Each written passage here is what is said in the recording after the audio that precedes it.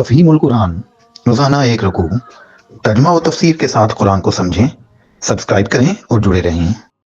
أَلَمْ تَرَ إِلَى الَّذِينَ يَزْعُمُونَ أَنَّهُمْ آمَنُوا بِمَا أُنزِلَ إِلَيْكَ وَمَا أُنزِلَ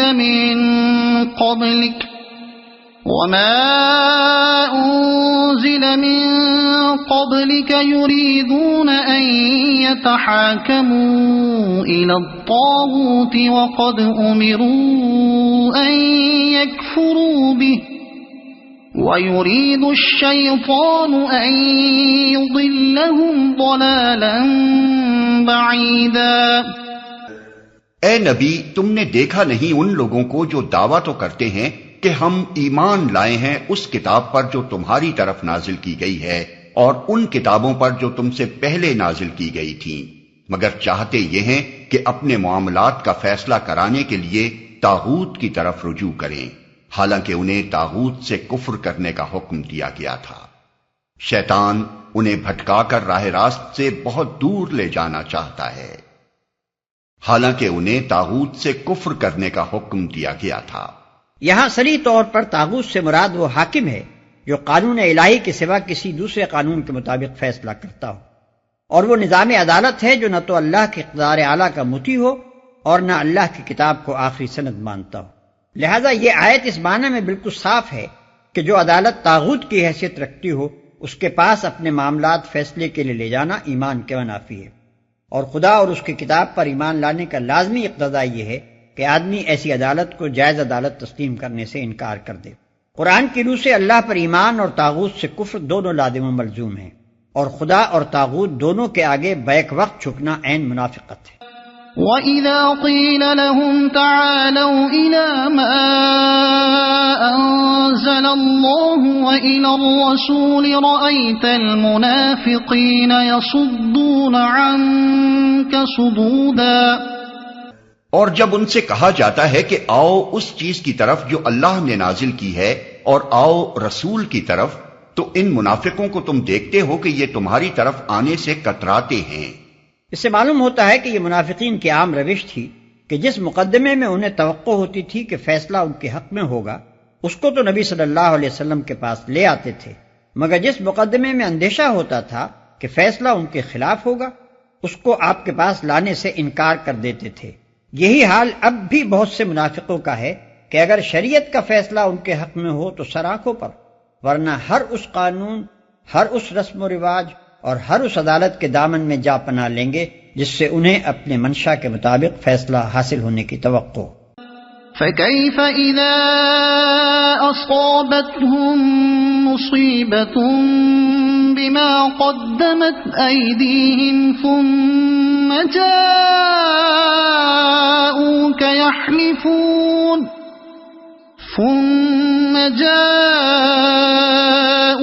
يَحْلِفُونَ بِاللَّهِ إِنْ أَرَدْنَا إِلَّا إِحْسَانًا وَتَوْفِيقًا۔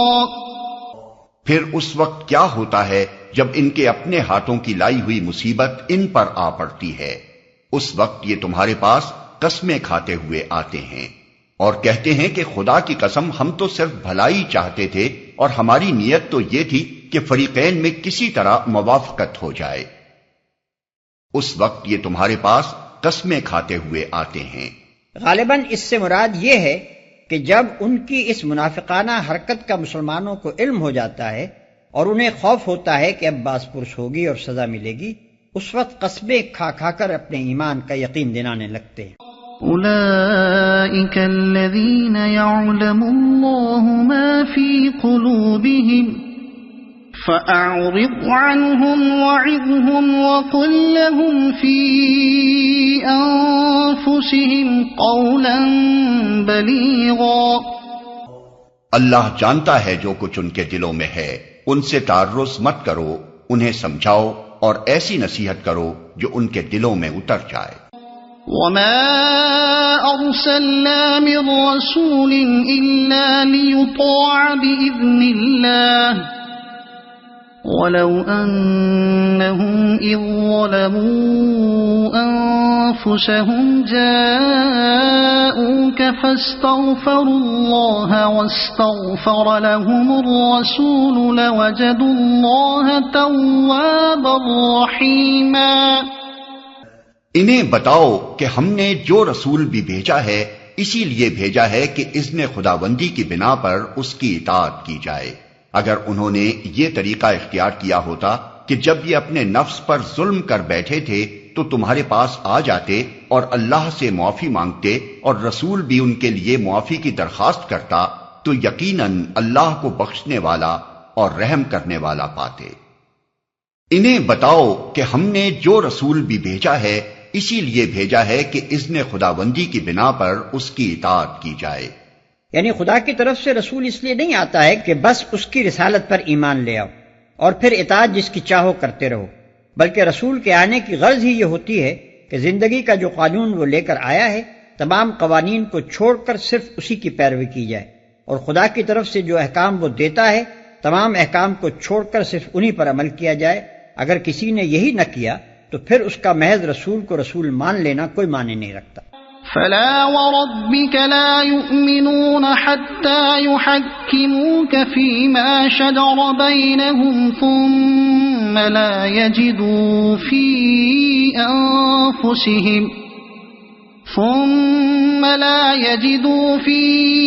أنفسهم حرجا مما قضيت ويسلموا تسليما۔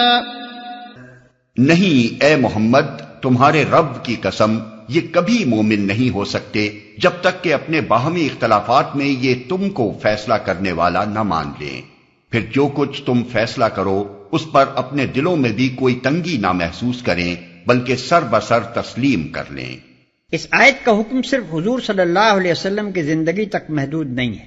بلکہ قیامت تک کے لیے ہے۔ جو کچھ اللہ کی طرف سے نبی صلی اللہ علیہ وسلم لائے ہیں اور جس طریقے پر اللہ کی ہدایت اور رہنمائی کے تحت آپ نے عمل کیا ہے وہ ہمیشہ ہمیشہ کے لیے مسلمانوں کے درمیان فیصلہ کن سند ہے، اور اس سند کو ماننے یا نہ ماننے ہی پر آدمی کے مومن ہونے اور نہ ہونے کا فیصلہ ہے۔ حدیث میں اسی بات کو نبی صلی اللہ علیہ وسلم نے ان الفاظ میں ارشاد فرمایا ہے کہ تم میں سے کوئی شخص مومن نہیں ہو سکتا جب تک کہ اس کی خواہش نفس اس طریقے کی تابع نہ ہو جائے جسے میں لے کر آیا ہوں۔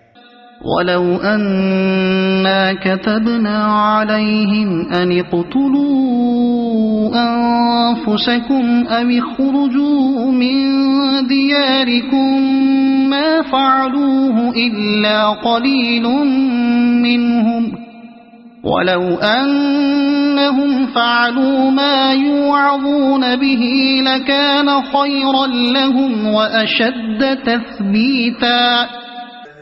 اگر ہم نے انہیں حکم دیا ہوتا کہ اپنے آپ کو ہلاک کر دو یا اپنے گھروں سے نکل جاؤ تو ان میں سے کم ہی آدمی اس پر عمل کرتے، حالانکہ جو نصیحت انہیں کی جاتی ہے اگر یہ اس پر عمل کرتے تو یہ ان کے لیے زیادہ بہتری اور زیادہ ثابت قدمی کا موجب ہوتا، تو ان میں سے کم ہی آدمی اس پر عمل کرتے۔ یعنی جب ان کا حال یہ ہے کہ شریعت کی پابندی کرنے میں ذرا سا نقصان یا تھوڑی سی تکلیف بھی یہ برداشت نہیں کر سکتے تو ان سے کسی بڑی قربانی کی ہرگز توقع نہیں کی جا سکتی۔ اگر جان دینے یا گھر بار چھوڑنے کا مطالبہ ان سے کیا جائے تو یہ فوراً بھاگ کھڑے ہوں گے اور ایمان و اطاعت کے بجائے کفر و نافرمانی کی راہ لیں گے، تو یہ ان کے لیے زیادہ بہتری اور زیادہ ثابت قدمی کا موجب ہوتا۔ یعنی اگر یہ لوگ شک اور تذبذب اور تردد چھوڑ کر یکسوئی کے ساتھ رسول کی اطاعت و پیروی پر قائم ہو جاتے اور ڈاما ڈول نہ رہتے تو ان کی زندگی تزلزل سے محفوظ ہو جاتی، ان کے خیالات، اخلاق اور معاملات سب کے سب ایک مستقل اور پائیدار بنیاد پر قائم ہو جاتے، اور یہ ان برکات سے بہرور ہوتے جو ایک شاہراہ مستقیم پر ثابت قدمی کے ساتھ چلنے سے ہی حاصل ہوا کرتی ہے۔ جو شخص تذبذب اور تردد کی حالت میں مبتلا ہو کبھی اس راستے پر چلے اور کبھی اس راستے پر، اور اطمینان کسی راستے کے بھی صحیح ہونے پر اسے حاصل نہ ہو، اس کی ساری زندگی نقش بر آب کی طرح بسر ہوتی ہے اور صحیح لا حاصل بن کر رہ جاتی۔ وَإِذًا لَآتَيْنَاهُمْ مِن لَّدُنَّا أَجْرًا عَظِيمًا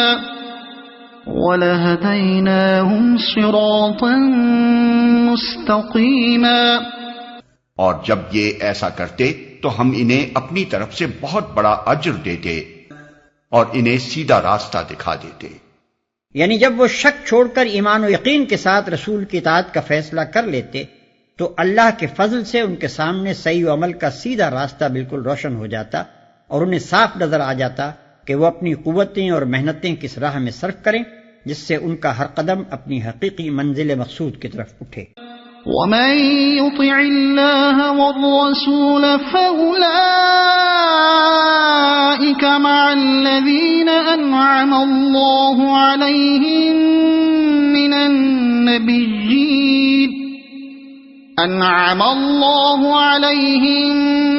من النبيين والصديقين والشهداء والصالحين وحسن أولئك رفيقا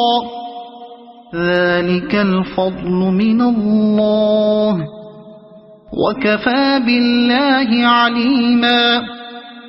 جو اللہ اور رسول کی اطاعت کرے گا وہ ان لوگوں کے ساتھ ہوگا جن پر اللہ نے انعام فرمایا ہے، یعنی انبیاء اور صدیقین اور شہداء اور صالحین۔ کیسے اچھے ہیں یہ رفیق جو کسی کو میسر آئیں۔ یہ حقیقی فضل ہے جو اللہ کی طرف سے ملتا ہے، اور حقیقت جاننے کے لیے بس اللہ ہی کا علم کافی ہے۔ انبیاء اور صدیقین اور شہداء اور صالحین۔ صدیق سے مراد وہ شخص ہے جو نہایت راست باز ہو، جس کے اندر صداقت پسندی اور حق پرستی کمال درجے پر ہو، جو اپنے معاملات اور برتاؤ میں ہمیشہ سیدھا اور صاف طریقہ اختیار کرے، جب ساتھ دے تو حق اور انصافی کا ساتھ دے اور سچے دل سے دے، اور جس چیز کو حق کے خلاف پائے اس کے مقابلے میں ڈٹ کر کھڑا ہو جائے اور ذرا کمزوری نہ دکھائے، جس کی سیرت ایسی ستھری اور بے لوث ہو کہ اپنے اور غیر کسی کو بھی اس سے خالص راست روی کے سوا کسی دوسرے طرز عمل کا اندیشہ نہ ہو۔ شہید کے اصلی معنی گواہ کے ہیں۔ اس سے مراد وہ شخص ہے جو اپنے ایمان کی صداقت پر اپنی زندگی کے پورے طرز عمل سے شہادت دے۔ اللہ کی راہ میں لڑ کر جان دینے والے کو بھی شہید اسی وجہ سے کہتے ہیں کہ وہ جان دے کر ثابت کر دیتا ہے کہ وہ جس چیز پر ایمان لایا تھا اسے واقعی سچے دل سے حق سمجھتا تھا اور اسے اتنا عزیز رکھتا تھا کہ اس کے لیے جان قربان کرنے میں بھی اس نے دریغ نہ کیا۔ ایسے راست باز لوگوں کو بھی شہید کہا جاتا ہے جو اس قدر قابل اعتماد ہوں کہ جس چیز پر وہ شہادت دیں اس کا صحیح و برحق ہونا بلا تامل تسلیم کر لیا جائے۔ صالح سے مراد وہ شخص ہے جو اپنے خیالات اور عقائد میں، اپنی نیت اور ارادوں میں اور اپنے اقوال و افعال میں راہ راست پر قائم ہو اور فی الجملہ اپنی زندگی میں نیک رویہ رکھتا ہو۔ کیسے اچھے ہیں یہ رفیق جو کسی کو میسر آئیں۔ یعنی وہ انسان خوش قسمت ہے جسے ایسے لوگ دنیا میں رفاقت کے لیے میسر آ جائیں اور جس کا انجام آخرت میں بھی ایسے ہی لوگوں کے ساتھ ہو۔ کسی آدمی کے احساسات مردہ ہو جائیں تو بات دوسری ہے، ورنہ در حقیقت بدسیرت اور بد کردار لوگوں کے ساتھ زندگی بسر کرنا دنیا ہی میں ایک عذاب علیم ہے، کجا کہ آخرت میں بھی آدمی انہی کے ساتھ اس انجام سے دوچار ہو جو ان کے لیے مقدر ہے۔ اسی لیے اللہ کے نیک بندوں کی ہمیشہ یہی تمنا رہی ہے کہ ان کو نیک لوگوں کی سوسائٹی نصیب ہو اور مر کر بھی وہ نیک ہی لوگوں کے ساتھ رہیں۔ اگر آپ کو یہ ویڈیو پسند آئی ہو تو اسے لائک کریں، دوسروں تک پہنچانے کے لیے شیئر کریں، اور مزید ایسی ہی معلوماتی ویڈیوز کے لیے ہمارے چینل عبد المالک ہاشمی کو سبسکرائب ضرور کریں۔